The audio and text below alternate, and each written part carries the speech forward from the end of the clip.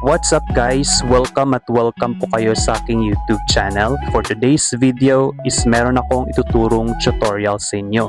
So nabasa nyo naman sa title na it's all about how to create a YouTube banner using Canva.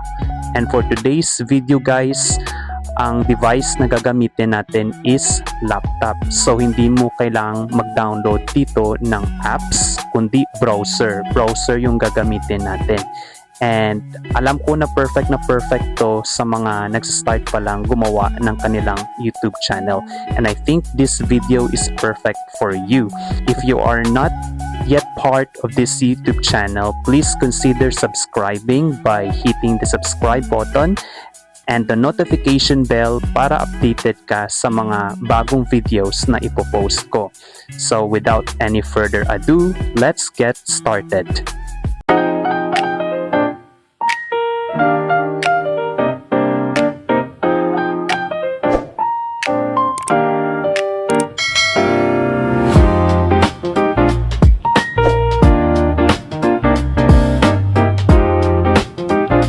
So guys, ang device ko nga po pala na ginagamit is Huawei MateBook D15. So sa paggawa ng YouTube banner, so kailangan mo munang pumunta sa browser, Google Chrome, click natin itong Google Chrome, and then type mo canva.com, and then it will redirect you to this page. And then, ang susunod na gagawin natin guys is click natin itong may plus sign, itong create button, click mo yan.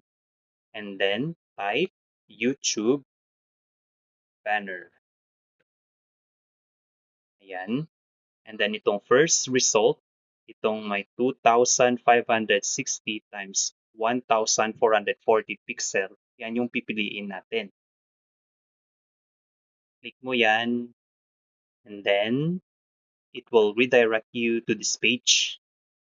And then the next thing na gagawin natin, punta tayo sa Google, maghanap tayo ng mga templates. So, type mo YouTube banner template. Click images. And then dito is marami kayong pagpipiliin ng mga banner. So, pwede kayong pumili ng gusto ninyo na banner pero make sure lang na yung pipiliin ninyo na template is meron siyang strip na ganito. Kasi ito yung magiging guide natin sa paggawa ng YouTube banner. Okay, so once na nakapili na kayo, so right-click the image, click Save Image As, type the file name, YouTube banner template. Ayan. And then go back, balik tayo sa Canva, and then click natin itong uploads. Ayan, so click mo yan, and then upload files. So, piliin natin yung banner na dinownload natin kanina. Ito, upload. And then, wait lang natin siya guys na ma-upload. And then, kapag ready na, click natin yan. And then, i-resize natin siya. Okay. Ayan. Alright. And then, i-resize ulit natin siya. So, i-follow natin itong nakastrip. Make sure na ito na yung maiiwan. Ayan. So, make sure na dapat malinis yung pagka-crop ninyo. And then, click lock. Okay, bakit nga ba kailangan natin siyang i-lock? Kasi kapag nag-a-add tayo ng mga stickers or text, na-accident natin siya na move or nami-misplace kahit saan. So, kailangan nila-lock ninyo yung mga stickers kag mga text. And after that, guys, so balik tayo dito sa click natin itong elements, ito sa gilid. Click natin elements and then piliin natin itong shapes. Ayan. And then dito sa basic shapes, marami kayong pagpipilian pero ang piliin natin for this video is yung naka-circle siya. Ito. Oh wait guys, sorry pala, is square pala yung pipiliin natin. So square. So, click natin yung square and then i-resize natin siya. Follow lang natin yung guide natin na template. And then, pwede mo siyang i-change yung color na gusto ninyo. Gusto nyo red, purple, yellow. Pero sa akin, ang gusto ko is light gray. Ito. And then, click natin itong position. And then, click to back. And then, itong first template natin, itong guide, pwede na natin itong i-unlock at saka i-delete. Ang purpose lang naman yon is parang guide natin. And then, i-unlock natin ito. And then, balik tayo dito sa elements. And then, piliin natin yung frames. So, add frames. So, click natin yung frames. And then, sa basic shapes, itong circle. So, click natin itong circle and then i-resize natin siya. Yan. So, make sure na naka-center. May mga guidelines naman na pwede nyong tingnan. Ayan. And then, the next thing na gagawin natin is mag-upload na tayo ng picture na gusto natin, na gusto nyo para sa inyong banners. So, click uploads, upload files, and then meron na akong picture na nakasave dito sa desktop. So, sa laptop. So, click ko lang itong my picture and then mag-upload siya. So, itong picture na ito is inedit ko lang ito sa PixArt gamit yung cellphone. So, the next thing na gagawin natin is i-hold natin itong picture at saka i-drag natin dito sa frame. Ayan. Okay, wait. Oh, wait. Alright. Drag natin siya. Ayan. Oh. Alright.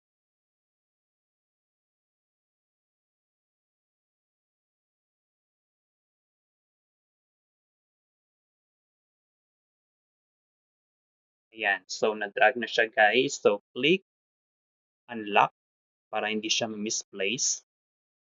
And then the next thing na gagawin natin is mag-add tayo ng text. So, click text dito sa gilid.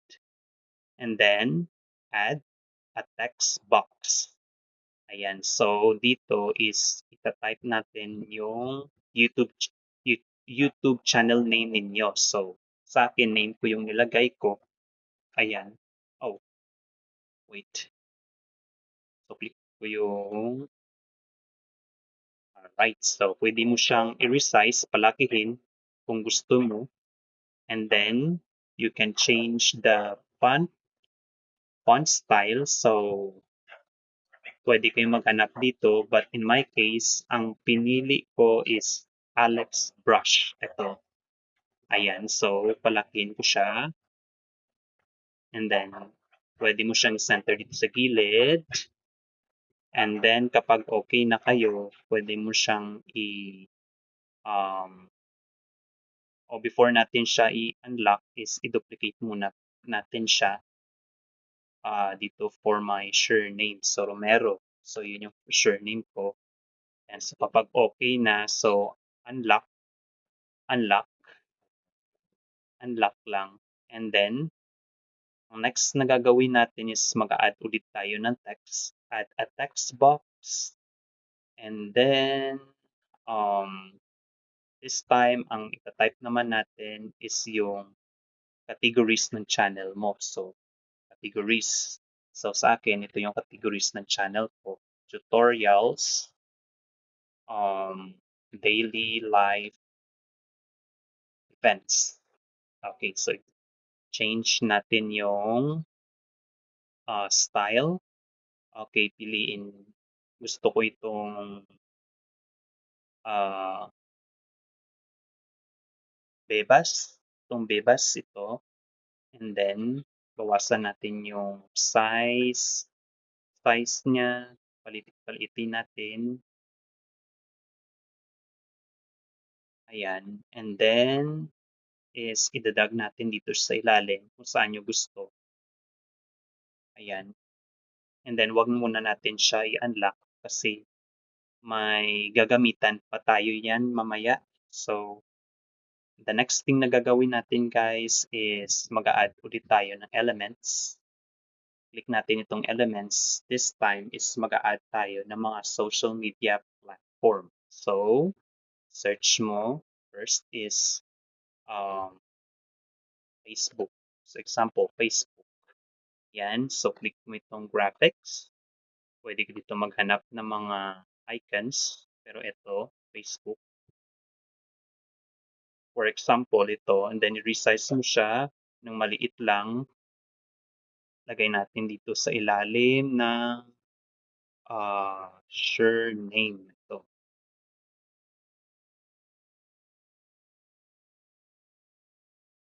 Ayan. And then is i-duplicate natin itong categories ng channel and then type mo yung username ng Facebook mo. For example, at Uys Paulo. Ayan. So, i-resize mo siya and then i-drag mo siya dito. Ayan. Ayan. So, next is wait. Okay, unlock muna natin ito para ma-place siya ng maayos. Yan.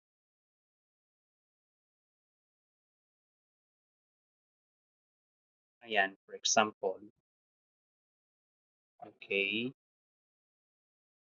Ayan, then okay, yusin na natin. Okay. And then the next social media platform is Instagram. Okay, type mo Instagram. Then graphics. Okay. Ito, click natin to. Okay. Resize.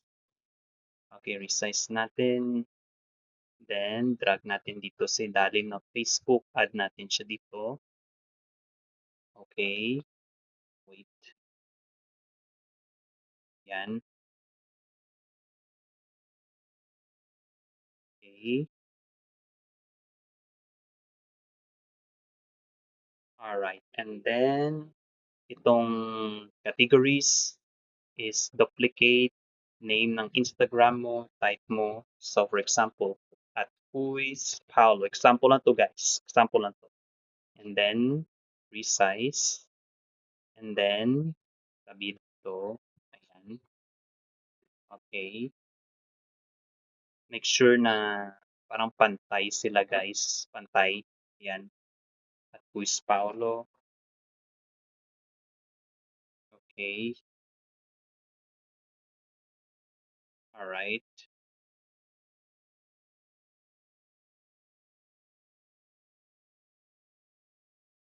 Ayan. So next, another social media platform, let's say TikTok. Ayan. So graphics, ito, add natin ito, resize natin. Ayan, drag natin dito sa ilalim. Ayan. Alright. So, okay. So click. Alright. So, add. I-duplicate ulit natin itong categories ng ating channel. And then i-type natin yung username ng TikTok. For example, at Uys Paulo. Ayan. So, i-resize natin siya ulit. Okay. Resize.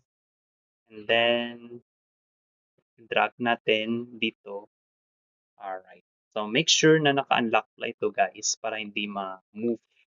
Hindi siya misplace. Ayan. So, meron ng social media. Okay. Meron ng social media platform. So, ganun lang, guys, kadali gumawa ng YouTube banner. So, kapag gusto nyong lagyan ng stickers, so pwedeng-pwede, pumunta lang kayo sa elements, click nitong elements. Let's say gusto nyong mag-add ng mga stars, so click search yung star. And then sa graphics, maghanap kayo ng mga stars na gusto ninyo. Alright. For example, um, ito, na star, for example, pwede mo siyang i-resize, i-drag dito, i-duplicate, pwede rin kung gusto ninyo. Ayan. Alright, ito. So, depende sa inyo guys. And if you add more stickers, let's say paper plane, so paper plane, ayan. So, graphics, see all, then maghanap tayo ng paper plane. So, by the way guys, kung mapapansin ninyo, may mga parang naka-crown na icon sa gilid. So, ito sila guys, is naka-premium ito sila. So, pag naka-premium, ibig sabihin, may bayad. So, ang advice ko sa inyo is piliin niyo yung free lang, yung hindi naka-premium. So, maghanap tayo. Alright, so, um, okay, oh no, premium. Premium, wait. Alright, piliin natin yung free lang, yung libre. Ito, for example, ito, na paper plane. So, pwede mo siyang i-move, i-drag around. Yan. Tapos, i-lock. Alright, lock. Lock. Ayan. So, ganun lang kasimple guys gumawa ng YouTube banner. Okay, so after nyo natapos, so click mo itong share sa babaw. Okay, then click download. And download, make sure na PNG or JPEG yung pipiliin na file type. And then click download. Ayan. Ayan, so automatic na siya na magda-download sa inyong file explorer. Ayan. So, ready na siya na i-upload sa inyong YouTube channel. So, ganun lamang kasimple guys. I hope na gustuhan ninyo ang video na ito. So, ganun lang kasimple guys ang paggawa ng YouTube banner. So, kapag meron kayong clarification, so please feel free to drop me a line from the comment section down below. Let me know if you have any question. Thank you so much for watching.